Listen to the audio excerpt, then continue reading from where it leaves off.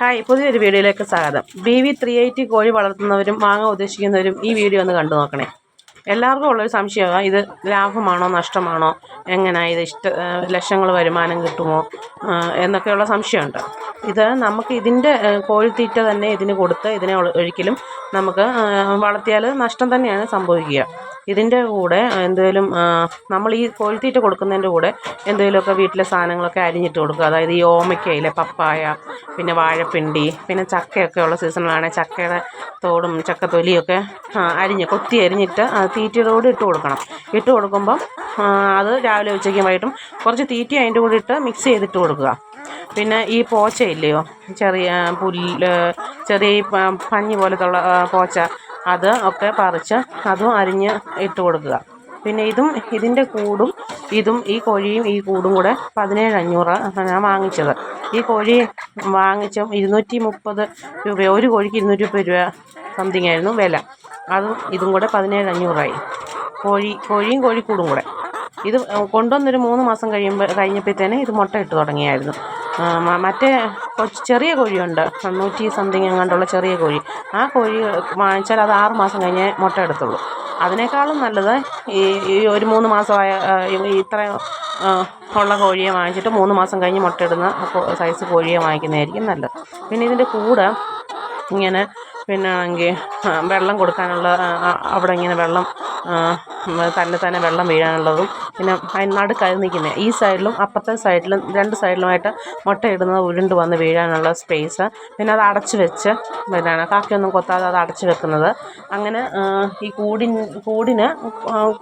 കൂടിൻ്റെ എല്ലാം അതുപോലെ തന്നെയുണ്ട്. പിന്നെ ഇതിന് ഇപ്പം ചിലർ പറഞ്ഞേക്കാം 3 സെൻറ്റ് ഉള്ളവർക്ക് ഈ കോഴിയെ വളർത്താം. വളർത്തുന്നതിന് കുഴപ്പമൊന്നുമില്ല. പക്ഷേ എങ്കിൽ ഇത് ഭയങ്കര സ്മെല്ലാണ്. ഇത് ശരിക്കും നോക്കിയില്ലെങ്കിൽ ഇതിന് ഭയങ്കര സ്മെല്ലാണ്. ഇതിൻ്റെ തീട്ട ഇങ്ങനെ ഈ അടി വന്ന് കിടന്ന് അതിന് കുറേ വെള്ളം കൂടെ മഴയോ വെള്ളമൊക്കെ അതിനകത്ത് വീഴുവാണെങ്കിൽ ഭയങ്കര സ്മെല്ലായിരിക്കും. അതേസമയം ഈ നമ്മളിങ്ങനെ അതിൻ്റെ അത്ര ഇതിൽ എന്തെങ്കിലും ഒരു അറക്കപ്പൊടിയോ വല്ലതും തീട്ടം വീഴുന്നിടത്തിട്ട് അത് അവിടെ വെള്ളം വീഴാതെ അറക്കപ്പൊടിയൊക്കെ ഇട്ട് ഇളക്കി കൊടുക്കുകയാണെങ്കിൽ പിന്നെ വലിയ സ്മെല്ല് വരത്തില്ല. പിന്നെ ഈ അത് കുറേ ആയി കഴിയുമ്പം വാരി കളഞ്ഞിട്ട് വളമായിട്ട് ഉപയോഗിക്കുകയോ എല്ലാം ചെയ്യാം. അല്ലാതെ 3 സെൻറ്റ് ഉള്ളവർക്കൊക്കെ വൃത്തിക്ക് നോക്കിയില്ലെങ്കിൽ അതിന് ഭയങ്കര സ്മെല്ലും വാടയൊക്കെ വരും. പിന്നെ ഇത് തീറ്റ ഇട്ട് കൊടുക്കാനുള്ള പ്രത്യേക സ്പേസ് ഉണ്ട്. മുട്ട വീഴാനുള്ള ഈ കൂടിൻ്റെ തന്നെ പ്രത്യേകതയാണ്. തീറ്റ ഇട്ട് കൊടുക്കാം, മുട്ട ഇടാനുള്ള പ്രത്യേകം പാത്രം ഒക്കെ ഉണ്ട്. പിന്നെ ഈ കോഴി ഡെയിലി മുട്ടയിടും. ഇതിപ്പോൾ ഒരു 25 കോഴിയുണ്ട്. 25 കോഴിയിൽ ഒരു 18-19 മുട്ട ഡെയിലി കിട്ടും. 19-18 മുട്ട ഡെയിലി കിട്ടും. ഇത് നമ്മൾ വീടുകളിൽ 8 രൂപയ്ക്ക് വീടുകളിൽ കൊടുത്താലേ നമുക്ക് എന്തെങ്കിലും അതിൽ നിന്ന് ലാഭം കിട്ടത്തുള്ളൂ. കടകളിലൊക്കെ 7 രൂപയ്ക്കൊക്കെ എടുക്കുവാണെങ്കിൽ അത് അവരുടെ ലാഭം കൂടെ നോക്കിയിട്ട് 7 രൂപയ്ക്ക് എടുക്കുവാണെങ്കിൽ നമുക്ക് അതിൽ നിന്നൊന്നും കിട്ടത്തില്ല. പിന്നെ ചിലർക്കൊക്കെ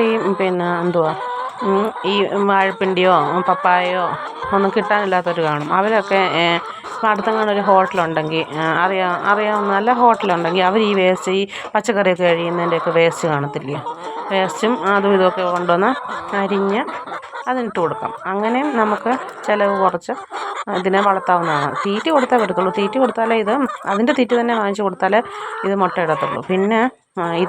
പിന്നെ വീഡിയോ ഇഷ്ടപ്പെടുവാണെങ്കിൽ എല്ലാവരും ഒന്ന് സബ്സ്ക്രൈബ് ചെയ്ത് സപ്പോർട്ട് ചെയ്യണേ.